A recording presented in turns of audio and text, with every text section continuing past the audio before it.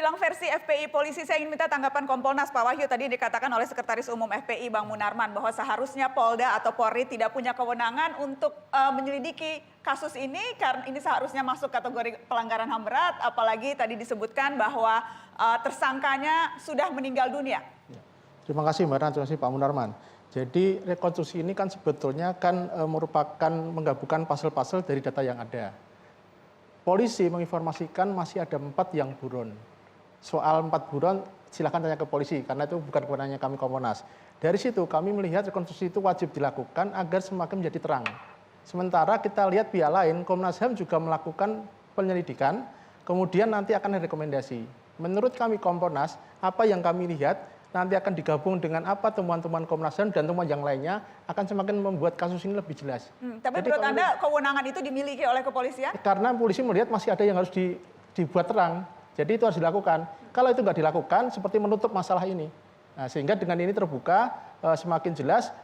Kebetulan ini pihak lain juga Komnas HAM nggak mau datang dan akan sudah melakukan pendidikan sendiri. Nanti hasilnya bagaimana bisa kita lihat, kita adu.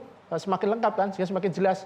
Karena kalau itu nggak dilakukan, ditutup semuanya jadi seolah-olah persoalannya nggak ada. Justru ini kita terbuka dan dengan Polri mengundang media, bagi kami Kompolnas mengapresiasi ada keinginan untuk semuanya terbuka.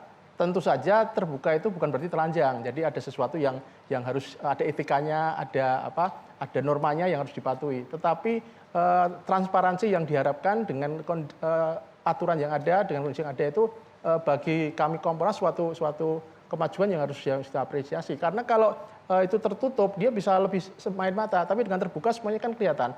Kejanggalan tadi Pak Munarman bilang ada yang janggal. Justru itu menarik karena yang janggal itu nanti akan diuji di pengadilan. Kemudian pihak lain akan melihat sesuatu. Jadi menurut saya ini sesuatu yang bagus misalnya. Oke, yang salah satu yang juga diundang menghadiri rekonstruksi tetapi kemudian tidak datang adalah Kontras. Saya sudah terhubung dengan koordinator Komisi untuk Orang Hilang dan Korban Tindak Kekerasan Kontras, ada Fathia Maulidiani. Selamat malam Mbak Fathia.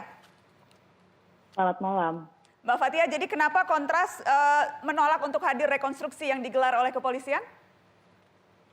Ya, pertama memang alasan kami untuk menolak adalah terkait soal independensi, dikarenakan dari beberapa rekam jejak yang sudah dialami oleh Kontras juga, di mana sebenarnya setiap undangan-undangan terkait soal rekonstruksi peristiwa, seperti di 2122 Mei, lalu juga ada di reformasi di korupsi dan lain sebagainya, itu tidak pernah membuahkan hasil yang memang sebenarnya menjadikan sebuah titik terang bagi masyarakat terkait soal situasi-situasi kekerasan yang dilakukan oleh pihak kepolisian begitu.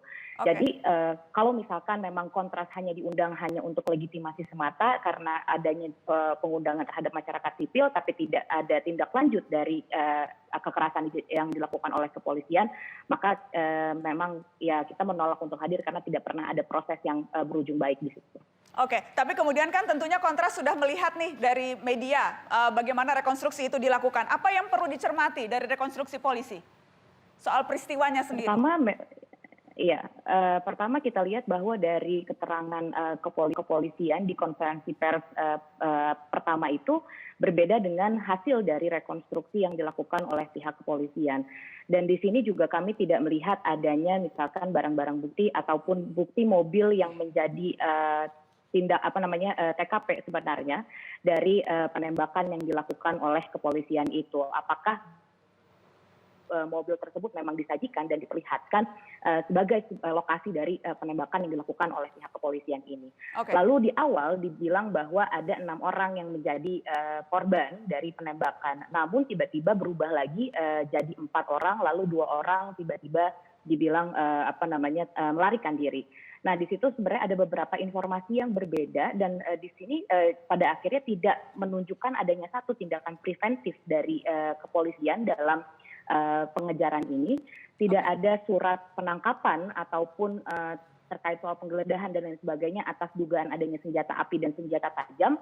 Dan juga tidak ada tindakan seperti apakah sebenarnya polisi ini telah melakukan ataupun mengisi formulir terkait soal penggunaan senjata api yang sebenarnya tertera dalam regulasi kepolisian di internalnya. Oke, saya ingin lempar ke Pak Anton. Anda mantan Kapolda, juga reserse, juga terlibat di banyak tim penyelidikan kasus-kasus besar begitu. Kalau tadi misalnya berubah-ubah pernyataannya, kemudian juga ada kejanggalan-kejanggalan yang disebutkan, bagaimana tanggapan Anda? Tadi saya ingin menanggapi dulu masalah bahwa hal ini tidak bisa disidik karena pelaku sudah meninggal dunia. Kalau menurut saya pelaku ini kan ada 3 klasifikasi. Ada pelaku yang langsung di lapangan, yang disebut dader. Kemudian yang turut serta, dan ada aktor intelektual. Jadi ini kalau berbicara pelaku tidak harus yang ada di TKP. Tetapi yang di luar TKP pun juga bisa dilakukan. Karena kenapa? Karena di sini ditemukan pistol. Tadi dikatakan bahwa pistol ini barang mahal. Dari mana sebetulnya asal muasal pistol itu sendiri? Nah ini mungkin yang menjadikan kenapa Polri tetap melakukan penyidikan. Ya kalau masalah kejanggalan-kejanggalan di dalam rekonstruksi, ini kami belum melihat secara jelas karena saya ada di luar.